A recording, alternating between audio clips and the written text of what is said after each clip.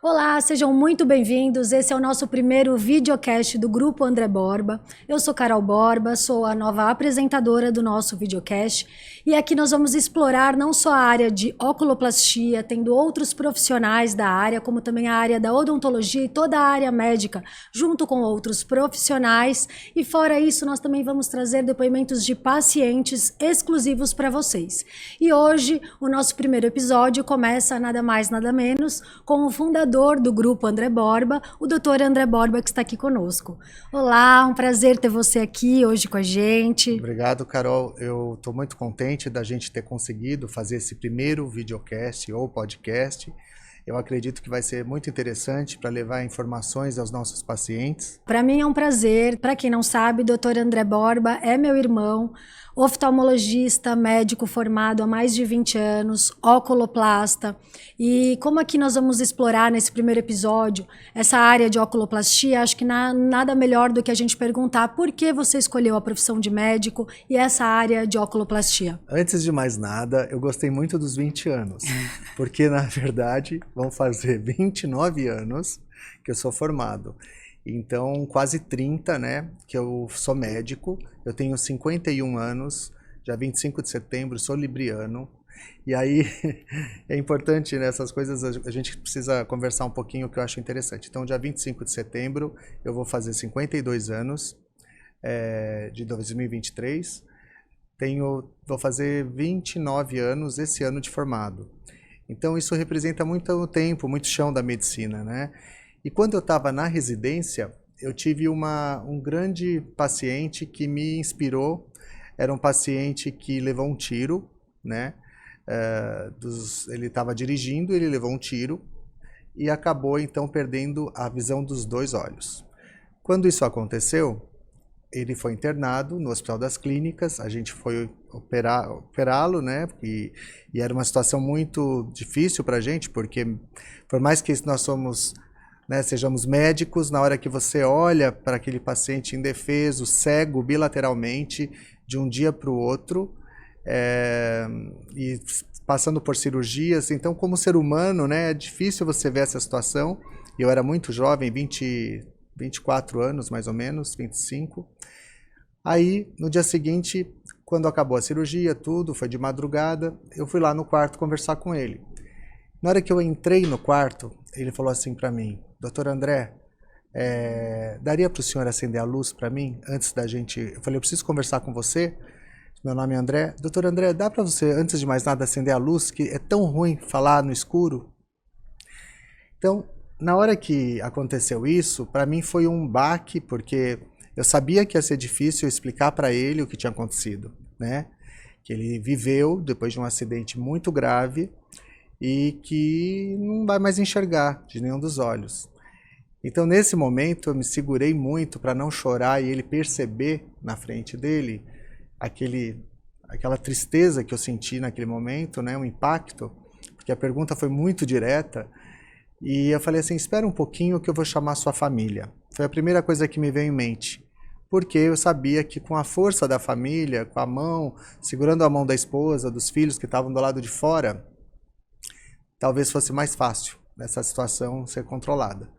Então o que eu fiz? Eu chamei a família, expliquei para eles o que tinha acontecido e falei, olha, todos vocês têm que ser fortes e a gente entra junto e eu explico o que aconteceu de uma maneira médica e depois vocês acabam acolhendo esse sentimento, essa tristeza toda que ele vai expor. E aí, o que aconteceu? Na hora que eu contei, eu falei, olha, eu não vou conseguir agora acender a luz. E daí expliquei o porquê.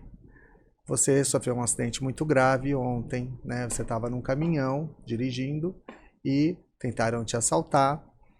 E aí você perdeu a direção, seu caminhão capotou, foi um acidente muito grave e você chegou aqui no Hospital das Clínicas de madrugada. E nós te operamos com a neurologia, inclusive, para ver se estava tudo bem com a parte cerebral. Mas, em relação à visão, a gente tem uma notícia não muito boa para te dar. Você não vai enxergar ainda, porque nós precisamos fazer uma cirurgia um pouco mais agressiva na área dos olhos. Daí ele pegou, refletiu, o senhor está dizendo que eu vou ficar cego? E a família junto. Aí a esposa já falou, bem, nós vamos enxergar por você daqui para frente. E aquilo me tocou muito e depois ele não chorou. Naquele momento ele ficou meio Não esboçou duro, reação nenhuma. ele ficou assim um pouco mais, né, forte, ele se mostrou muito forte e falou assim, tem como eu pôr próteses? Mesmo que eu não enxergue? Olha só o quanto a imagem é importante, mesmo nesse momento que ele sabia que ele não ia enxergar mais, mas ele queria saber se o aspecto, ele deve ter imaginado uma pessoa cega que levou um tiro, tá com um buraco na pálpebra, ele estava com um tampão nos 2 olhos. Então eu falei assim, olha, isso pode ter certeza que eu vou fazer para o senhor, a gente vai tratar o que der para tratar daqui para frente, eu vou te tratar e nós vamos juntos passar por esse momento. Né? E nessa época você estava fazendo oftalmologia. Isso, eu estava na residência de oftalmologia da USP. E eu era muito novo, né? Mas me despertou um interesse muito grande pelas próteses oculares, porque eu estava vivendo a história, né? E também algumas cirurgias que a gente tem que fazer para reabilitar aquela área dos olhos que foi atingida, né? E daí eu poderia, então, adaptar uma prótese ocular nele com a maior naturalidade possível.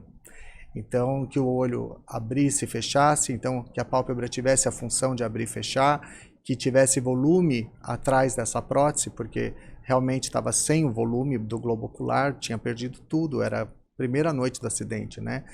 Então, depois disso, a gente passou por um processo de reabilitação e adaptação da prótese ocular. E esse paciente, ele foi acompanhado por psicólogos, tal, e a família, muito maravilhosa, a família deu força. Enfim, foi um caso de sucesso. Atendimento multidisciplinar que acabou trazendo sucesso, sim, mas que também trouxe para você, talvez você acha que um atendimento mais humanizado? Totalmente humanizado, porque eu precisava perceber até onde a oftalmologia ia. Talvez eu não tivesse essa impressão, né?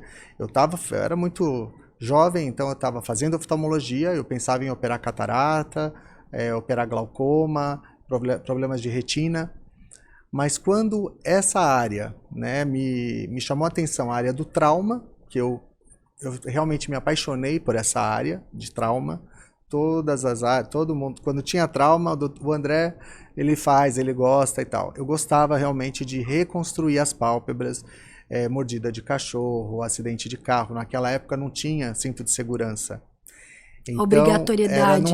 Quer dizer, não tinha obrigatoriedade no uso, imagina, né? Estamos falando de 1994. Sim. Então, imagina, não tinha. E todo mundo se machucava muito, com a cara no vidro, e se cortava, e cortava lábio. Estilhaços de vidro cortavam, deixavam cegos, né? Então, era muita cegueira. Para esse tipo de cirurgia, a gente chama de evisceração, quando você perde o conteúdo do globo ocular. E às vezes até evisceração espontânea, né? Então, o globo acaba saindo sozinho. Acaba tendo uma extrusão do conteúdo. E aí nós temos que fazer o quê? Repor esse volume. Então hoje nós temos implantes orbitários muito, muito tecnológicos, vamos dizer, que nós podemos implantar. O implante de polietileno poroso, por exemplo, é um implante branco que parece todo poroso, onde a gente consegue fazer com que esses vasos, né, na verdade, eles crescem por dentro desse implante. Existe uma revascularização do próprio implante, parecendo um material assim completamente biointegrado. E aí, depois que coloca essa prótese... Esse implante, a gente coloca uma prótese provisória acima. Então, aí tem movimento, aí consegue uma naturalidade. Tá? Então, quando a pessoa é monocular, ou seja, isso aconteceu em um olho, é muito mais fácil reproduzir para nós e deixarmos o mais próximo possível, né? Quando é bilateral por um acidente, alguma coisa, claro que daí fica aquela face de uma pessoa que não vê. Então é muito difícil, você olha para o paciente, você nota que existe uma prótese e tal, embora muito melhor o aspecto do que alguém que não tenha o globo ocular. Então, de uma maneira geral, isso me norteou na residência, de uma maneira que eu fiquei encantado. Isso culminou em 1997, com o R3, que é o terceiro ano de residência. A gente precisa escolher que especialidade vai fazer dentro da oftalmo. Aí eu fui para essa área, assim, nem pensei muito, eu já fui direto, já tinha o plano de fazer alguma coisa no exterior, que daí eu Desde fui pra... aquela época. Desde aquela época, eu queria ir porque lá eu sabia que eu ia encontrar mais O que você buscava. conhecimento, mais do que eu precisava, porque nenhuma cirurgia ela é só funcional no olho ou só cosmética. Elas são cirurgias associadas, combinadas. Ninguém vai fazer uma blefaroplastia sem conhecer pitose. Por exemplo, pitose é quando a pálpebra é caída. Por quê? Senão você vai ter uma paciente pitótica no pós-operatório sem a pele. O que mudou? Se ela não enxerga porque a pálpebra está baixa. Então, isso é muito importante, né? Eu queria aprender a examinar melhor os pacientes, eu queria ficar em Los Angeles, num centro onde realmente eu pudesse ter muito paciente só dessa especialidade. E foi o que eu fiz, né? E quando voltei de Los Angeles, bem mais daí, completamente especializado na área de estética, rejuvenescimento, porque eu cheguei lá e tinha um centro de rejuvenescimento multidisciplinar. Juntava esteticista, fisioterapeuta, otorrino, cirurgia plástica ocular, medicina estética, tudo junto. Então, assim, era muito interessante a ideia, e como Los Angeles e Califórnia sempre foram adiantados nisso, era impressionante. Naquela época já tinha essa... Vamos acolher o paciente como um todo, o que está acontecendo hoje aqui, né? Existe muita briga aqui entre cirurgia plástica ocular, Sim. otorrino, dentista, que hoje também faz dermatologia. Mas lá era um centro que eles fizeram para acomodar as pessoas que queriam trabalhar numa área que fosse comum. Porque, veja, é comum. O paciente é um. Sim. Assim, a gente tem que se integrar para uma pessoa, para cuidar de uma pessoa. Senão não tem sentido você ficar brigando sem muito objetivo, né? O objetivo final é você deixar o paciente feliz. Igual a gente faz na clínica. Então, o que a gente faz? Eu faço toda a região periocular, você faz todo o terço inferior. Sim, sim. E lábio, e de uma maneira com maestria. Então, assim, a gente não pode achar que faz tudo. E foi o que aconteceu. Agora, uma pergunta que eu acho que talvez as pessoas que estejam assistindo, que tenham mais curiosidade, a maioria não sabe que nós temos o pai, bucomaxilo, e a nossa mãe é professora, e você escolheu a medicina, você, André Borba, sem ser o doutor André Borba, antes de ser o doutor André Borba. Por que escolheu a medicina? Tá.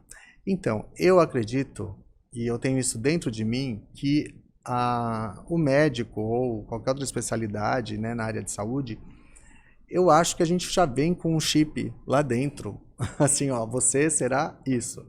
Eu sempre quis ser médico, entende? Eu não lembro de querer fazer outra coisa. Inclusive, minha filha falou a mesma frase para mim quando eu perguntei por que você vai fazer medicina. Tem tantas coisas hoje em dia, não estava querendo que ela fugisse. No fundo, eu queria que ela fizesse medicina, mas eu não queria falar para ela não ficar achando que ela ia fazer por causa de mim. E aí ela falou, pai, eu não sei o que eu faria se não fosse medicina. E hoje ela está indo para o 4º ano de medicina. Então, o que eu sinto é assim, é um prazer grande chegar aos 51 e saber que eu fiz algo que eu amo. Isso é fato. Então, a escolha do que eu amo está ok. Isso eu faço com muito amor, me dedico mesmo. E aí muita gente fala, mas doutor André, você trabalha muito, você viaja muito, tudo eu faço muito, eu sou intenso. Mas eu sou assim sempre, né? Então, desde que eu me conheço por adolescente, que eu precisava entrar na faculdade de medicina, eu tinha essa meta, era uma coisa absurda, assim, a preocupação em relação a isso, todo o tempo despendido, né, para... Quantas festas eu deixei de ir para estudar para a prova do dia seguinte por causa da medicina. Isso eu lembro perfeitamente. Então, foi uma adolescência muito boa, mas também muito focada na medicina. E são as abdicações que a gente passa para chegar no ponto que você está hoje, que você é uma referência na oculoplastia, não só uma referência no Brasil, mas uma referência no mundo. O que é para você, hoje como médico, ser a referência em oculoplastia? Então, é uma super responsabilidade em vários aspectos, né? A gente acaba tendo muitos alunos que nos procuram, pessoas realmente da América Latina, muitos brasileiros, até pessoas da Europa que vêm ficar comigo na clínica. E querem ficar 15 dias, 3 semanas, tem gente que quer ficar um mês, né? E isso é pra gente um orgulho. Acho que assim, eu me sinto muito orgulhoso quando acontece isso, no sentido de que bom que essa pessoa me escolheu, eu fico feliz, né? E é pra ficar. Ensino com amor o máximo que eu posso, tá? Nunca retive informação, nunca assim, não vou ensinar isso, porque não. Aí eu ensino mesmo, a pessoa fica comigo e ensino também um pouco do ritmo da minha vida, que a pessoa fala. Eu lembro de pessoas que são muito mais jovens, que ficaram comigo esse último ano, e nossa, doutor André, como o senhor está aguentando? Ontem a gente saiu 8 horas da cirurgia, 7 horas da manhã o senhor está aqui de novo. Essa é a minha rotina. Você ficar comigo um mês, então você vai ficar. Então, teve até um dos fellows, né, ele falou assim, doutor, eu tô tão cansado, eu posso dormir um pouco já tarde, ao invés de ir pro consultório? Eu falei, pode, não tem problema. Mas assim, é o ritmo, né, é o ritmo que a gente está adaptado, acostumado, é um ritmo acelerado, eu concordo que eu tenho um pouco eu gosto, né, eu faço a minha agenda de acordo com o que a gente pode... assim, a agenda acaba sendo uma das coisas mais importantes na minha vida, porque se eu não tiver uma agenda, eu não consigo ter essa disciplina. Isso que eu quero dizer, a disciplina. Sim, a agenda é tão concorrida, gente, que às vezes eu, como irmã, tenho que marcar um horário para conseguir conversar com ele. Então é bem concorrido. Hoje, por exemplo, a gente está entre 2 cirurgias, Sim. por isso que eu consegui vir aqui. Mas, na verdade, eu acho que tudo isso faz parte. E a outra parte da responsabilidade seria... que eu acho que foco muito nisso, são as complicações. Que quando a gente acaba tendo um nome na área, a gente atrai todas as complicações, vem para que a gente resolva. E Sim, isso é uma coisa isso. extremamente difícil em alguns momentos, porque muitas vezes, infelizmente, muitas vezes, eu não posso entregar o resultado. Não o resultado técnico, porque a gente vai lá e resolve o que está acontecendo, né, de uma maneira técnica, cirúrgica, mas a parte pessoal, psicológica daquele trauma. Então, isso é muito complicado, porque você tem que devolver para a pessoa a autoestima. Então, como se devolve a autoestima de alguém que está totalmente abalado, que chega chorando, que às vezes entra com advogado na sala de espera, né? Que está com o advogado do outro médico, e a gente acaba conversando, aquela situação confusa, enfim. São momentos mais difíceis justamente por causa disso. Aí eu tenho que fazer relatórios, tenho que fazer uma perícia, e aí você entra um pouco na área jurídica, que não é tão fácil, né? E você tem que ter bastante discernimento antes de apontar as coisas. Sim, e né? são pacientes que têm que ser tratados de uma maneira mais humanizada, né? E que têm que ser tratados de uma maneira também diferenciada. Sempre. Mas uma coisa importante que eu vejo muito em você é que sempre você faz isso com todos, independente se é uma complicação, independente se é um paciente que vai lá só em busca de blefaroplastia, em busca de rejuvenescimento. É o jeito que você lida com os pacientes. E assim, eu tento ajudar mesmo. Então, por exemplo, o que acontece, vamos falar das complicações. Se tem uma paciente que chega com complicação, então vamos dizer uma pálpebra retraída, que é muito comum, infelizmente, é a mais comum das complicações, falta de pele na pálpebra inferior. E aí, então, eu acabo indicando uma cirurgia. Eu só indico se de fato ela estiver psicologicamente bem. O que é estar psicologicamente bem? Estar conversando sobre o assunto sem chorar, de uma maneira bastante vendo o problema de um outro foco. Não como se ela estivesse em cima do problema, embaixo do problema, mas em cima, sabe? É outra visão. Eu tenho que fazer isso para me cuidar. E não assim, esse problema vai acabar comigo. Então, esse ponto de vista é importante e o médico tem que ter esse discernimento. Porque quando a gente percebe que ela não vai se ajudar, a pessoa não quer se ajudar naquele momento, ela não está preparada e pronta para uma cirurgia, para uma outra cirurgia, porque ela vai ficar triste, depressiva, o que acontece com muitos. Então, eu acabo seguindo essa paciente por até 1 ano, para vocês terem ideia, e depois a gente acaba operando. Eu nunca tive problema com essas pacientes, porque elas acabam entendendo que elas não estavam bem mesmo para operar na época, né? Então, vale a pena acolher. Sempre o acolhimento ao paciente é o número 1. É o que você mais precisa fazer em qualquer situação. A situação do meu paciente que ficou cego, que eu contei, situação de alguém que teve um trauma e que, por que não? É um problema que vai também das mesmas repercussões psicológicas que qualquer outro, né? Então, é uma questão de seriedade e responsabilidade quando a gente tem um nome um pouquinho mais falado na área de atuação. E o que você acha que o grupo André Borba vai trazer hoje? Porque hoje nós sabemos que tem muitas tecnologias no mercado, não só na oculoplastia, se fala muito em harmonização facial. O que o grupo André Borba pode trazer para as pessoas hoje, para toda essa comunidade que tem interesse em rejuvenescimento? Como que isso funciona na oculoplastia associado com as tecnologias que tem hoje em dia? Ok, eu vou falar assim então em 2 partes. A primeira eu vou falar um pouco da minha área, que é a oculoplástica, né? O que a gente está vendo hoje é uma revolução tecnológica com aparelhos que podem melhorar muito a qualidade de pele, melhorar o colágeno, a espessura da pele, trazendo rejuvenescimento, melhorando manchas, melhorando poros, melhorando cicatrizes, melhorando tensão cutânea. Então, quem tem flacidez, por exemplo, hoje, dependendo do tipo de tratamento, da indicação, nós temos assim excelentes resultados com tecnologia. E tem os injetáveis, que a gente não pode esquecer que são tecnologias extremamente úteis para nós. Veja, quando nós juntamos as 2 tecnologias, ou seja, os injetáveis com as tecnologias de fato que são aparelhos, né? Estou falando de laser, ultrassom microfocado, estou falando de microagulhamento digital, com exossomos, ou seja, são tratamentos totalmente novos. O que acontece? Existe um rejuvenescimento muito interessante, constante, como manutenção e prevenção do envelhecimento. Então nós conseguimos controlar a qualidade de uma pele demais. Isso não existia antigamente. Eu estou falando da face, mas a área periocular é uma área muito suscetível a esse tipo de tratamento, porque a pele é muito fina. Então, na hora que você faz o tratamento, você vê um resultado interessante também, tá?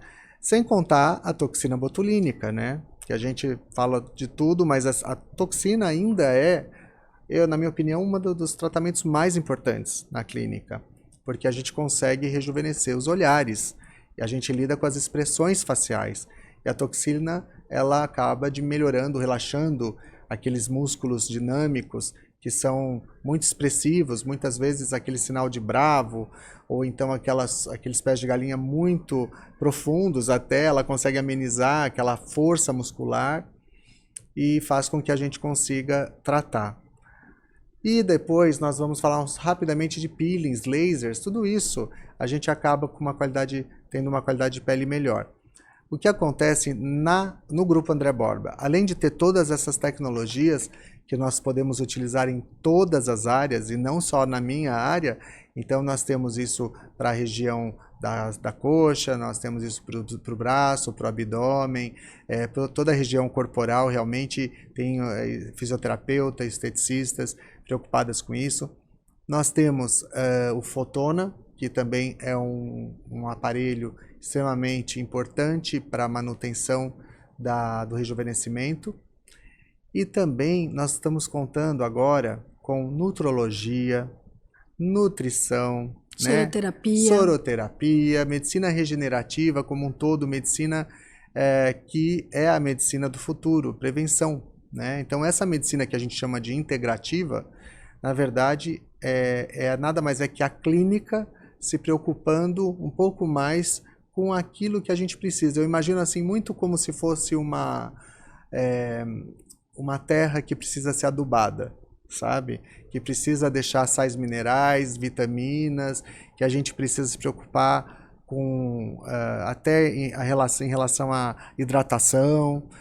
Ou seja, essa medicina que está ligada à medicina do esporte, que está ligada à autoestima, que está ligada à beleza, isso tudo é o que a gente está proporcionando. Então, o Grupo André Borba, ele cresce na mesma linha do que a Clínica André Borba, que está preocupada em rejuvenescimento periocular. Na verdade, é isso que a gente se preocupa com o olhar, né? Então, não só estética, mas doenças também, então pitose, equitrópio, entrópio, pessoas que usam prótese, isso é a clínica, deixei bem, a gente deu uma separada, mas faz parte do Grupo André Borba tudo aquilo que meu paciente, que depois que já operou a blefaro, ele quer. O que mais ele quer?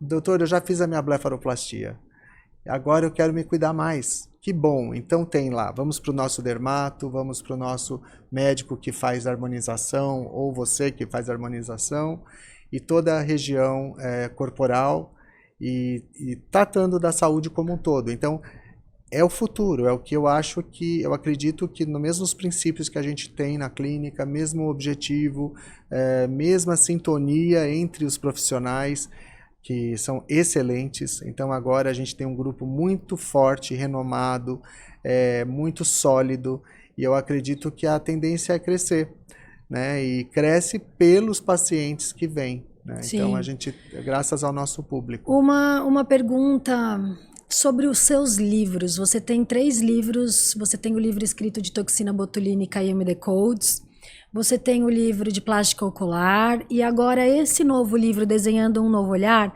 eu estava lendo ele, tem uma frase que eu gosto muito, que está escrito: por mais desafiador que seja, quando entro em cirurgia é para vencer. Foco apenas em fazer o meu melhor, levando em conta as expectativas e os sonhos presente e futuro. O amor que move tudo isso transforma, rejuvenesce e cura. Eu gostaria que você falasse um pouco sobre esse novo livro, porque eu vejo ele como um guia para os pacientes, talvez? Sim, esse foi assim, eu tenho então, antes desses 3 livros, a gente tem a própria tese de doutorado, que foi meu primeiro livro, em 2003, que foi sobre prótese ocular, aquele assunto que eu sou apaixonado. Então, aquele assunto continuou, e eu realmente fiz um trabalho para simetrizar próteses oculares, para deixar mais perfeito ainda que o olho contralateral. Então, o olho bom, depois que a prótese foi adaptada, eu fiz alguns projetos e trabalhos de preenchimento, naquela época não existia como hoje, tá? Foi muito, muito novo e dinâmico.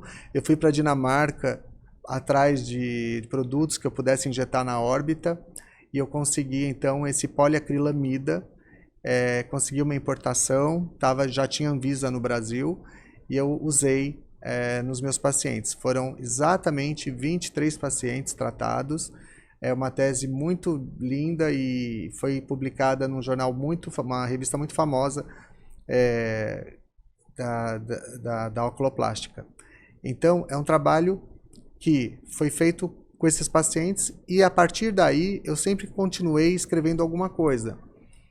A vida do dia a dia não dá para ficar escrevendo toda hora, porque a nossa vida realmente é bastante corrida, né? Não dá para, por maior que seja a organização, para escrever você tem que estar muito tranquilo. Então, o que eu fiz? Eu fiquei com o hábito de escrever um pouquinho, né? E escrever e juntar ideias. Só que quando eu foco e eu já tenho quase todo o material, aí eu mergulho, e foi o que aconteceu com o segundo livro, Técnicas de Rejuvenescimento, que eu tinha muita vontade, como eu fazia cursos para médicos, cursos de capacitação, como injetar, né? Então, como injetar ácido hialurônico, como injetar toxina botulínica. E o Maurício de Maio tinha acabado de inventar a técnica do MD Codes, e era um momento muito importante para a gente, porque eu percebi de imediato que aquelas técnicas iriam revolucionar a cirurgia da pálpebra inferior. Porque quando você trata o terço médio, você não, muitas vezes aquela bolsa de gordura que antigamente era removida, quando a gente trata já não é tão assim que acontece. Você vê o resultado muito rapidamente. Você consegue postergar uma cirurgia, Você por posterga. exemplo. Se a pessoa não quiser operar naquele momento, ou se não tiver indicação, a indicação é só o preenchimento, que pode acontecer muito, faça o preenchimento, né? Porque é muito natural o que vai acontecer. Então, devolve o volume perdido. Isso é fantástico, né? E com segurança. Quando a gente sabe a técnica, é com segurança. Então, o que acontece? Eu falei, não, eu preciso escrever mais, preciso entender mais. Então, na época, imagina, um oftalmologista que tinha, eu fiz medicina estética em 2004, em Niterói, no Rio de Janeiro. Mas ainda no meio, naquela época, o André era só oftalmologista para muitos. Só que não, eu já tinha toda a formação de pós-graduação em medicina estética, que é cosmiatria hoje, né? Então, o que eu fiz? Falei, vou escrever um livro disso, vou estudar mais, e foi o que eu fiz. Eu me aprofundei. O Maurício de Maio foi, inclusive, quem fez meu prefácio. Pedi também para o meu professor Goldberg, lá da UCLA, escrever o prefácio também. Então, eu tive os dois escrevendo para mim. E foi um livro extremamente importante na minha vida, porque eu tomei um gosto muito grande, eu gosto de tudo muito didático. Eu queria mostrar passo a passo para esses alunos que eu fazia o curso. E aconteceu isso. Então, desde a hora que você vai fazer a diluição do frasco, eu tirei foto. Então, eu sou muito metódico com isso, porque eu acho que é importante visualmente para o aluno, quando ele olha, ele bate o olho, ele não precisa ler tudo. Ele vai olhar como que está sendo feito e vai lembrar de como era a imagem. Assim como as cânulas, as posições das cânulas, as posições da onde entrar com a cânula e se usa agulha ou cânula, tudo isso eu deixei bem explicitado no livro de uma maneira fácil, didática, com tabelas. Então, as tabelas contêm todos os tipos de preenchedores no Brasil, por exemplo, os tipos de viscosidade de cada empresa, inclusive quanto você injetaria em cada área dependendo daquela substância que você vai injetar, para ninguém errar, porque naquela época também já estavam começando o ROF. Não Isso, tava... e hoje o seu livro é um dos mais utilizados pelos ROFs. Eu soube e eu fico muito grato, porque no fundo é muito didático. É a didática que move, né, tudo. Depois eu fui convidado, até por causa desse livro, pela excelência que foi o projeto, o próprio Conselho Brasileiro de Oftalmologia me convidou para fazer com um colega chamado Roberto Murilo, um livro onde nós fomos os relatores. Só que é um livro compêndio, né, com mais de 1.500 páginas, mais de 400 autores. Então, foi um livro assim muito forte, né, para nós, muito impactante, porque nós falamos de tudo, desde a anatomia até a parte mais difícil da órbita e das vias lacrimais, que são assuntos que a gente não fala tanto, né, no dia a dia, mas a gente, assim, nesse livro tem tudo, sabe? Então, para o médico oftalmologista que está se formando, é uma grande aquisição, e mesmo para os oculoplásticos que fazem a área. Daí veio Desenhando um Novo Olhar. E aí veio Desenhando um Novo Olhar, que eu falei, bom, já escrevi para médico, vou fazer um para o paciente, que era um sonho que eu tinha, porque toda vez a gente fala e repete várias vezes ao dia com o paciente sobre a cirurgia que eu mais faço, que é a blefaroplastia. Então, essa repetição, às vezes eu falava assim, não, mas será que não tem como eu deixar isso de uma maneira também fácil, didática para o paciente? Por quê? Isso começou eu escrevendo alguns trechinhos, fazendo alguns folders para entregar para o paciente como orientação de pré e pós-operatório. E depois foi crescendo. Ao longo do tempo eu fui anotando todas as dúvidas, tudo que... Tem pacientes que trazem todas as dúvidas num papelzinho. Inclusive tem pacientes que mandam e-mails também. Doutor, eu entendi tudo na consulta, mas eu não retive tudo e agora eu estou com umas dúvidas, eu não estou lembrando. Então, a partir daí eu falei, não, vamos fazer algo que eu possa, de uma maneira didática, informar esse paciente né, que ele vai se submeter a um sonho, igual você comentou, é um sonho, que ele está lá, às vezes está lá juntando dinheiro para fazer a cirurgia durante 2, 3 anos, né? E aí a gente vai lá, é importante que ele esteja seguro, porque o que mais me interessa é a segurança. Ele vai para a cirurgia seguro, ele sabe que já, tecnicamente, ele não vai pensar muito, será que o André sabe fazer a cirurgia da pálpebra? Isso ele não pensa muito. O meu paciente, ele já vem tranquilo com isso. É um paciente que não está preocupado se vai ficar um mais aberto que o outro, ou se a sobrancelha vai ficar diferente, porque eles sabem, reflexo do meu trabalho, de anos, e acho que tanta coisa postada, né? Do seu posicionamento. Do posicionamento, então, tecnicamente, ele vem tranquilo. Mas essa insegurança de, será que eu posso andar de bicicleta? Será que eu posso fazer sexo? Será que eu posso tirar os pontos com 10 dias? Até lavar o cabelo, né? Será que eu posso lavar o cabelo? Então, são coisas muito simples. Será que eu posso usar maquiagem? Que maquiagem utilizar? E aí, esse livro traz informações valiosas, porque nós acabamos fazendo um guia completo. Então, você quer fazer a blefaroplastia? É a 3ª cirurgia mais realizada no mundo, né? Você quer fazer? Então, vamos entender um pouco mais dela. E aí que veio a ideia de fazer para leigos. E esse livro, eu gosto muito. Atrás dele, se você puder mostrar, tem um QR Code do projeto Amigos do Bem, onde a pessoa pode também fazer uma doação. Inclusive, todo o livro, né, a gente faz uma doação também pro Amigos do Bem diretamente da compra dos livros, tá? Então, é muito interessante. Você trabalha no Amigos do Bem há quanto tempo? Há mais ou menos 12 anos eu conheci esse projeto. É um projeto que eu gostaria muito que todos conhecessem, pelo menos entrassem na página. Que é um projeto que começou com a nossa presidente, a Alcione Albanese. É uma ONG muito grande, muito séria. E esse projeto nos leva a um outro mundo, é um mundo de conexão total com a vida, com as pessoas, com o ser humano, com o que a gente realmente está fazendo aqui.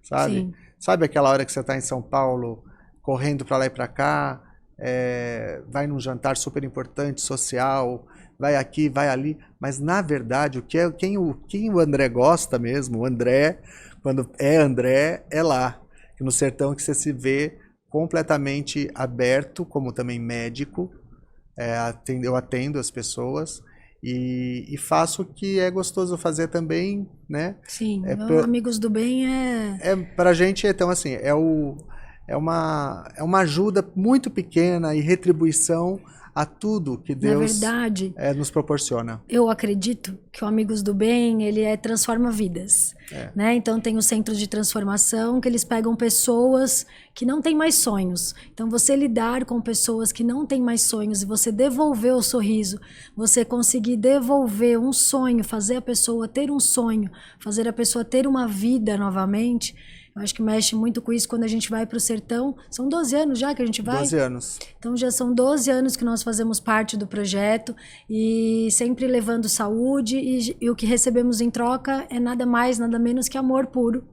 E amor muito verdadeiro. Abraço, muito beijo, muito carinho e agradecimento. Exatamente. E músicas, e as crianças vêm cantar pra gente no meio do atendimento. Mas o mais legal de tudo é a ideia da Alcione de levar de volta para essas pessoas, essas famílias que estão no extremo da miséria, que sobrevivem com R$50 mensais, algumas delas, e é uma realidade que é totalmente diferente de muitas pessoas e que por mais que você possa pensar nessa realidade, às vezes ela tá muito longe. E esse projeto também tem várias frentes, né? Várias frentes. A gente está falando da saúde, que é um pilar, mas tem também aqui as arrecadações nos supermercados uma vez por mês. E hoje ele está bem dissipado, né? Onde nós vamos, e tem o caju shopping. Também, que ela fez justamente as plantações de caju, né? Gera também renda para aquelas pessoas através do caju que é vendido com selo super de refinado e super Eu tive a oportunidade de visitar a fábrica e simplesmente nós pensamos em uma fábrica, sempre a gente pensa em equipamentos industriais. Eles substituíram os equipamentos industriais por mão de obra de pessoas. Então as pessoas têm um salário e acabam tendo a vida um novo significado ali através das fábricas de caju. Então o projeto é muito bonito, você que puder entrar no site e conhecer amigosdobem.org, é bem legal. Agora eu gostaria de fazer, pra gente finalizar, um ping-pong, um bate-bola com você, porque talvez seja uma das coisas que as pessoas mais queiram saber, qual seria, para começar, qual seria o seu grande sonho hoje? Nossa, impactante. É. Eu acho que sonho eu sempre estou sonhando, eu sonho muito, mas eu acredito, o sonho não se fala, você sabe, né? Sim. Eu não vou falar o meu real sonho, eu vou falar o que eu acho. Eu quero continuar esse projeto que a gente começou com o Grupo André Borba, eu quero que se consolide, tá? Porque eu acho que depende de cada um que está lá, né? Cada profissional, e depende também dos nossos pacientes conhecerem. Então, eu acredito, é um convite, né? Se alguém estiver nos assistindo agora, para ir conhecer um pouco mais o nosso projeto. E qual é o seu maior medo hoje? Medo? Vamos lá, eu sou um cara muito difícil, eu sou meio valentão, viu? Eu tive medo no Covid, porque eu tenho asma, e a gente ficou 3 meses sem trabalhar, e eu achei que fosse morrer, porque tinha tanta gente morrendo, eu falei, eu tenho asma, vou morrer, mas eu sobrevivi. Depois disso, nunca mais eu tive medos, eu tenho alguns receios, talvez preocupação com os filhos, né, que eu acho que estão numa idade de tentar se virar na vida, né? Passaram da adolescência, estão numa fase de tentar se estruturar naquilo que gosta. Mas o do André mesmo, em relação a mim, realmente eu não tenho. Eu tenho uma fé, é complicado falar de medo para mim, porque eu tenho uma fé muito grande. Então, o que seria fé para você? Então, fé. Fé realmente é aquilo que não se vê, a força que a gente de acreditar naquilo que a gente não palpa, mas é uma força muito maior que move exatamente tudo aquilo que você é e faz. Então, a gente, tendo a fé, eu acho que a gente fica muito forte, sabe? Acho que não existe medo, não existe problema tão grande que você não possa resolver. Aquela coisa assim, para tudo tem um jeito, eu creio plenamente nisso. Eu sou espiritualista, e eu acho que essa conexão me faz bastante tranquilo em relação à espiritualidade e à parte também de fé. Eu sou grato de ter essa convicção de que as coisas realmente elas vêm para o bem, desde que você faça o bem. Então, eu realmente não me preocupo muito, mas claro que a gente tem que orar e vigiar. Isso aí. E uma história de infância, tem alguma que você queira contar? Tem sim.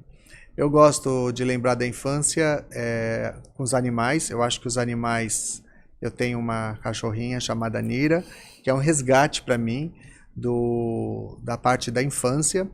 Quando eu era na infância, realmente a gente tinha muitos cachorros e tinha bastante animais, e eu gostava muito, e eu acho que eu perdi um pouco isso quando essa fase de adolescência, de ter que estudar, eu estudava no Bandeirantes, aquela escola meio puxada, e depois a adolescência veio também já o vestibular, já engatei na faculdade, entrei com 17 anos, então eu senti a falta de ter de novo um animal. Então a Nira veio na pandemia, e eu, enfim, eu me apaixonei muito por esse mundo de novo, que é paralelo, é um mundo paralelo completamente lindo, que eu acho que cada um de nós somos melhores quando a gente tem um animal de estimação. E eu gostaria de deixar isso gravado aí. A Nira, gente, só um adendo, a Nira é uma Beagle, Nira terrorista é o apelido dela. Ela é terrorista, mas é linda e é amorosa, e eu amo tanto que assim, ela pode ser o que ela quiser, ela não tem problema. Um defeito grande, você sabe se você tem algum defeito que você Fale, eu tenho este defeito. Eu tenho esse defeito. Eu sou perfeccionista. Demais. É demais da conta. Então, por exemplo, eu atrasei hoje porque eu estava dando um ponto que eu queria dar um ponto com um fio, não sei o que, naquela paciente. Não precisava, podia ser qualquer outro fio, mas eu precisava dar um ponto. Então, eu esperei o fio chegar, tal. Eu não saio da cirurgia sem ter, por exemplo, certeza de que tá do jeito que eu quero entregar, sabe? Sim. Eu acho que isso é uma das coisas que também me ajuda, né? Mas o perfeccionismo em relação, por exemplo, à marcação cirúrgica, eu acho que é o grande detalhe. Porque é lá que a maioria dos problemas existem. Quando você faz a marcação, você está, na verdade, trilhando o seu bisturi. É ali que você vai passar o bisturi, é ali que a sua pele vai sair. Então é ali que você tem que manter as medições perfeitas e depois os pontos perfeitos. E claro, com toda a sabedoria e técnica de hemostasia, para não sangrar. Sim. Então, essas técnicas todas que são desenvolvidas ao longo dos anos, é muito importante, né? Entender da anestesia, para o paciente não ter dor e tudo isso. E você, por ser referência, você vive viajando. A maioria das vezes você está presente em todos os congressos, está presente em todos os países, às vezes até ao mesmo tempo, está aqui, está ali, fazendo online, palestras. O que é viajar para você? Então, viajar já foi, assim, algo mais passeio, já foi. Hoje eu encaro a viagem como os dois. Então, porque não dá mais tempo para não... Só o fato de você estar fora e ter um WhatsApp na mão e ter que responder alguma coisa, não dá para dizer que é um passeio. A não ser que você desligue completamente o celular, o que eu não vou fazer porque eu me conheço. Você sabe que eu deixo o meu paciente tem o meu telefone celular. Por quê? Eu sinto necessidade de deixar algo. Por mais que a secretária, o pessoal esteja na clínica, o pessoal vai tratar bem, mas assim, qualquer coisa que aconteça, eu mesmo, me colocando no lugar do paciente, é tão bom falar com o médico, tão bom falar, doutor, é só uma dúvida. Às vezes eu falo já, olha, não consigo responder rápido, demoro para responder, mas eu respondo. E quando eu respondo, eu dou o máximo de atenção para aquele assunto, né? Então, atrasa um pouco, mas eu respondo e eu gosto. E eu estou passeando. Então, eu estou lá em Portugal, que eu gosto muito de ir para Portugal, até porque a gente tem uma relação muito estreita com o país. Eu tenho, né, todos os documentos para fazer medicina lá e acontece o nosso curso, que chama pálpebras.pt, todo setembro. E eu tenho uma relação muito boa com a Universidade de Coimbra. Então, eu gosto muito, é um lugar que eu gosto de estar. Então, assim, mesmo que eu vá passear, eu tô, às vezes, meio que em trabalho pelo celular. Sempre é trabalho e viajar sempre é conhecer uma cultura diferente, assim, lidar com pessoas diferentes. Sim, isso não tenha dúvida. Assim, eu fui onde eu mais gostei de ir, Dubai, Índia, esses lugares mais orientais, eu não conhecia tanto. Então eu gosto do Nepal, por exemplo. Você fala, nossa, mas Nepal, sim, são países incríveis, que são culturas muito diferentes. A gente tem que conhecer. E a Espanha, Portugal, a Europa já sempre eu estou indo, então eu sinto realmente até em casa. Falo bastante espanhol e isso me ajuda também. Sim. E nos Estados Unidos eu vou menos. Eu gosto mais da América Latina e Europa. Você gosta da América Latina, tanto que você é vice-presidente da Sociedade Pan-Americana de Oculoplastia, né? Então sempre está viajando para esses lados. Eu queria saber de você um sentimento. Amor. Eu acho que nada na vida acontece sem amor. Então o amor, ele é uma energia muito viva e eu acredito na física quântica plenamente. Quando a gente emite amor para né, para as pessoas que você sabe que são pessoas com mais deficiência de ter esse sentimento e às vezes precisam dele, você pode emanar. E tem já relatos e trabalhos que mostram que pela física quântica, que aquela pessoa, ela acaba se mudando o comportamento em relação a você quando ela recebe a sua dose de amor, que foi emitido pela sua energia, pela sua vibração. Sim. Então, como isso já está especificado em trabalhos científicos e tudo, e a medicina já reconhece a espiritualidade também, como a oração, por exemplo, como algo que é incrível, muda vidas, né? Você acaba realmente tendo um sentimento muito mais positivo para continuar numa doença ou então até de cura mesmo. Sim, a energia que emana É isso. no frontal. E tudo isso é o amor. Sim. Tudo é o amor. Eu lembro muito de uma cena de um paciente que ele já havia operado com vários médicos. Ele estava com o olhar feminino e ele, depois de você operá-lo, ele ajoelhou e beijou sua mão. E essa cena ficou muito fixada na minha mente pela gratidão que ele sentiu por você. E ele falou que ele sentiu o amor que você tem pela profissão. Você lembra disso? O amor por ele também, porque ele estava sofrendo demais, né? Então esses casos assim são muito importantes. A gente vai acumulando e nem imagina, né? Quer dizer, a gratidão dele, o quanto isso me faz bem, né? Exatamente. E o quanto isso me faz ser melhor para mim e sem eu perceber. Nem perceber, porque o que ele está sentindo acabar se tornando uma pessoa tão querida pelo tratamento e pelo bem que você fez para aquela pessoa de fiquei devolver. Muito feliz. Não só a juventude, mas eu lembro que ele tinha falado que ele não conseguia mais se olhar no espelho. Não, muitos pacientes que passam por transtornos assim não se olham no espelho. E isso é algo muito triste. E reflete em tudo. Não consegue trabalhar, não consegue fazer reuniões online, porque se olham também, não conseguem mais ter uma qualidade de vida interessante, né? Então, por isso que temos que reverter o máximo possível essa situação.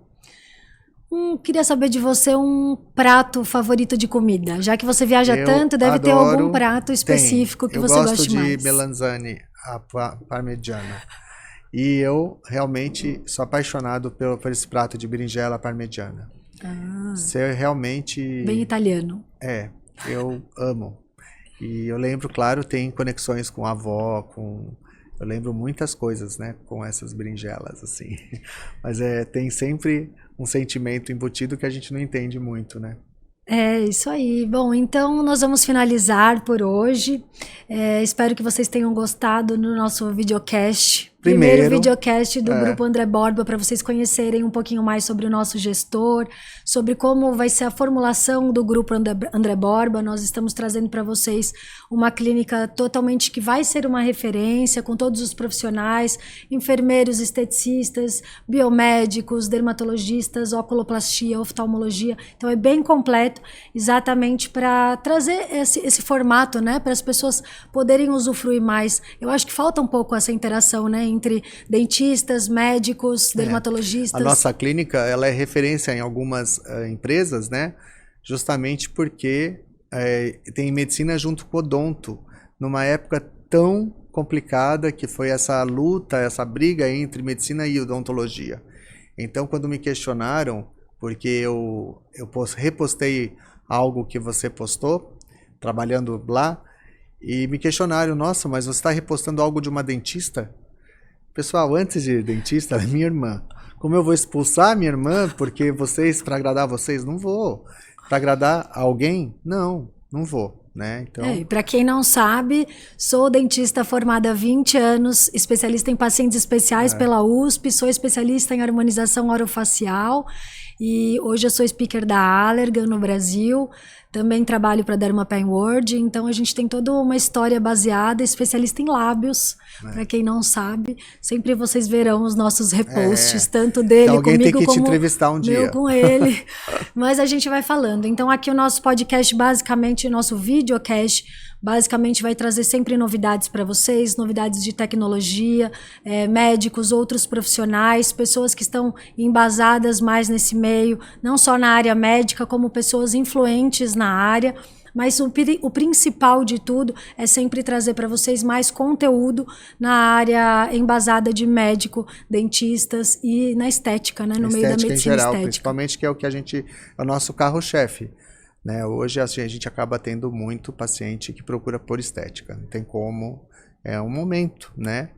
Alguma outra coisa que você gostaria de falar? Não, eu queria agradecer. Eu acho que a gente vai ter cada vez mais a oportunidade de estreitar esse tipo de conversa para que as coisas fiquem claras, né? Às vezes tá faltando aquele paciente que quer nos procurar entender assim, o que mais será que eles oferecem além dos títulos, né?